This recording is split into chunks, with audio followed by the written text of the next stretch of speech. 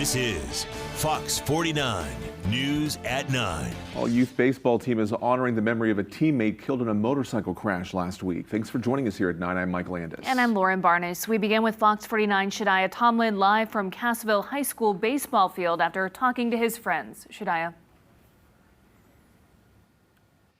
That's right. The team is feeling the weight of Cadence's absence, but they are still pushing through and supporting one another through these tough times.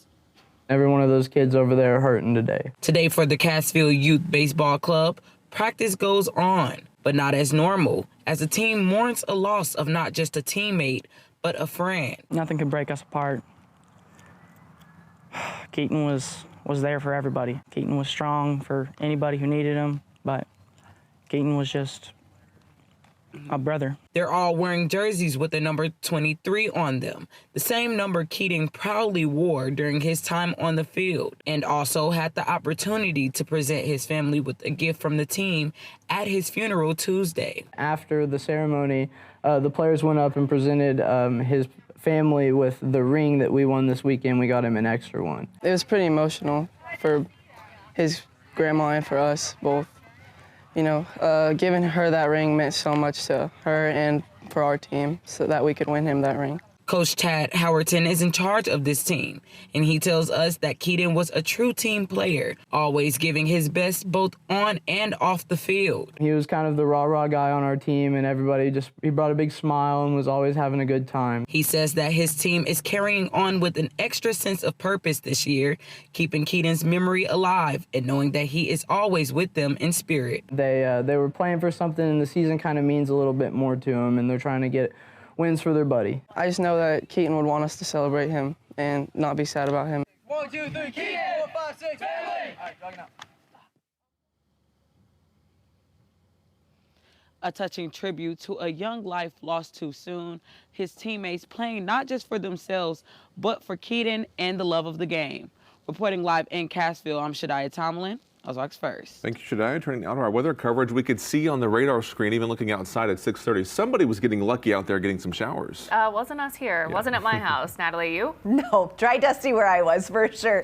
And we are dry right now as we look out over downtown Springfield. I do want to mention you can almost see that smoke, that haze still hanging heavy over much of the Ozarks. What a weird day, especially when you see some of those pictures from the East Coast and the Northeast like New York City. Right now we're at 76 degrees. Southwest winds at 5 miles per hour. Now, a cold front's going to move through, and winds are going to continue to be from the east, which they have been for the past couple days. I tend to think that smoke's going to stick around for a while. 67, I was just out at a baseball game literally 50 minutes ago. That dew point at 67. It was a little humid out there, just a little humid. That's probably why I have a headband in right now. Currently on our satellite and radar, dry conditions across the board. Unfortunately, we need some rain. I think tomorrow's going to bring a better chance of rain, so maybe you're going to head to the pool. Make sure you have our app. It's so handy. Temperature-wise, we will be in the mid-80s, which would make it a good pool day, but be careful with the air quality because that smoke is affecting it for those that are sensitive. We'll take a full look at your forecast coming up in just a few minutes. All right, thank you, Natalie. Well, tonight the town of Aurora is honoring the first of 4 people killed in a completely different crash with motorcycles. The community and local firefighters are honoring the teen who died in that wreck Saturday north of Aurora. Cadence Harris was part of a high school program with Aurora Fire. Family, friends, and fellow responders walking through visitation tonight ahead of a funeral tomorrow. Fox 49's Cindy Moran went to Aurora today to see firsthand what Harris's role was in the tight-knit community. Harris trained with Aurora firefighters so she could become a first responder. Although she was still in high school, the department says she was already a part of the team, even having her own set of gear. Cadence, she was very active with us. She was here every Monday night for the department training as well as the firefighter training. She came to all of our events. Fire Chief Gregory Hurd says this is the first year of the Explorer program. Aurora City Fire Department has 5 students in the program training to become firefighters. On Saturday, Hurd says crews were escorting Harris and others to a toy drive. The escort lasted until the edge of city limits. A few miles outside the city is where the tragic crash happened, killing 4 and hurting several others. Not only is the crash site memorial growing with flowers and notes, but so is the memorial outside the fire department. We set the truck out and put the morning bunting on it and her gear, and people have been stopping and putting flowers out. She was one of us. She was one of the family. She's going to be missed. Harris will receive full firefighter honors following the funeral service tomorrow. Reporting in Aurora, Sydney Moran, Ozarks First. All right, Sydney, thank you.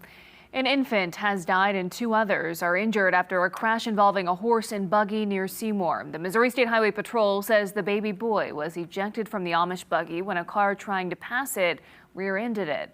All 3 occupants were taken to a local hospital where the baby died. The wreck happened about 2 miles north of Seymour on State Highway C. Today, Governor Mike Parson signed 2 bills into law that will affect transgender youth. The first requires all educational institutions to exclude transgender women and girls from playing on traditionally female teams. The second bans healthcare providers from giving kids under 18 gender-affirming care. Governor Mike Parson said he and fellow Republicans support, quote, everyone's right to his or her own pursuit of happiness. However, we must protect children from making life-altering decisions they could come to regret in adulthood.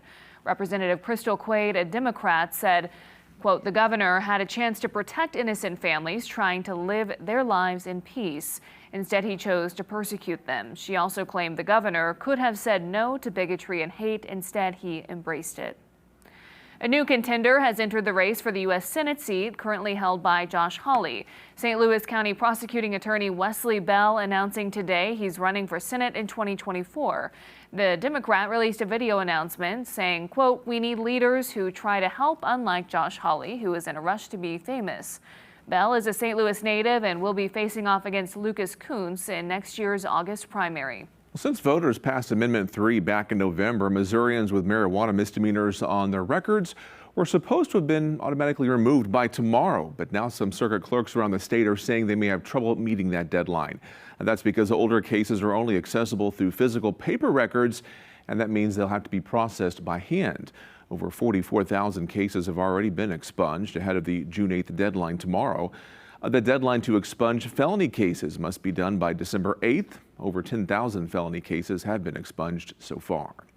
Well, after 31 years, the search for the Springfield 3 continues. The families of Stacy McCall, Susie Streeter, and Cheryl Levitt still hope that one day they'll learn the truth about the mysterious disappearance that happened on that evening, June 7th, 1992. 18-year-old McCall and 19-year-old Streeter had just graduated from Kickapoo High School. The girls wanted to spend the night at Cheryl Levitt's home, which is Susie's mother. The women were never seen again. You can learn more about the search for the Springfield 3 and their disappearance on our website, ozarksfirst.com. The man found dead in Polk County in a barn there has now been identified as Philip Thompson, Shane Elzie, Thompson's roommate, accused in his murder. Officers arrived at the scene on Monday, finding Thompson dead from an apparent gunshot wound. Authorities found Elzie in Louisiana yesterday, and he is now charged with murder. A woman in Arkansas is charged with murder after she shot her son, her adult son, over an argument about a lawnmower. Back on May 31st, 43-year-old Tabitha Pelber called the Fulton County Sheriff's Office saying she shot her son. When deputies got there, she told them she was mowing the yard and got stuck. She called for her son, Brandon Crisco, to come out, but she says he was upset about having to help her and shoved her off the mower. Pelber says she retrieved a gun from her car and fired warning shots at Crisco, but accidentally hit him in the chest, killing him. And another woman from Fulton County, Arkansas, charged with murdering a man over a land dispute. Last week, the body of David Sutherland was found with a gunshot wound and barbed wire around his neck, severely beaten and burned.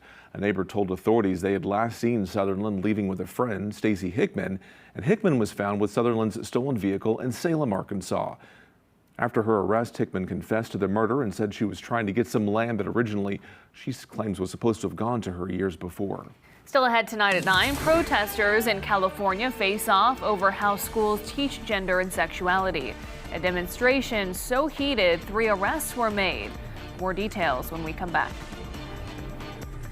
You're watching Fox 49 News at 9 with Mike Landis, Lauren Barnes, weather with Chief Meteorologist Jamie Warrener, and sports with Dan Lucy.